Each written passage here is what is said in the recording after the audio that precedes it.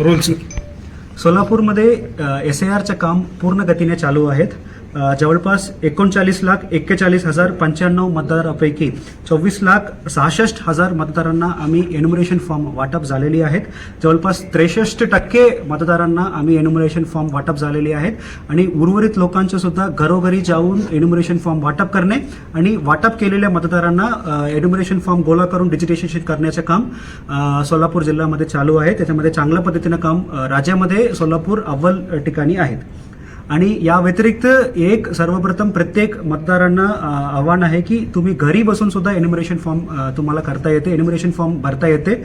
याच्यासाठी voters.eca.gov.in परत सांगतो voters.eca.gov.in हा संकेतस्थळावर जाऊन एन्युमरेशन फॉर्म ऑनलाईन पद्धतीने सुद्धा आपल्याला भरता येते.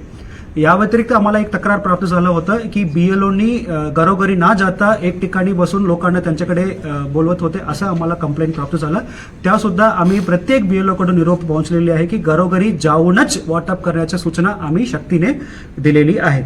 या व्यतिरिक्त नॉन एसेन्शियल ड्युटी करणारे जे कोणी BLO आहेत त्यांना पूर्ण वेळ कार्यमुक्त करायचं सुद्धा विनंती आम्ही महानगरपालिका आणि जिल्हा परिषदला केलेली आहे. त्याचप्रमाणे नॉन एसेन्शियल ड्युटी करणारे सगळे BLOना कार्यमुक्त करण्यात आलेली आहेत.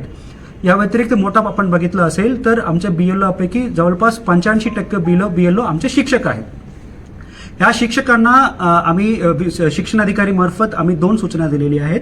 एक, सर्वप्रथम आमच्या सोलापूर जिल्ह्यामध्ये सकाळी सत्रामध्ये आपल्याला शाळा चालू करायचे आयोजन केलेली आहेत.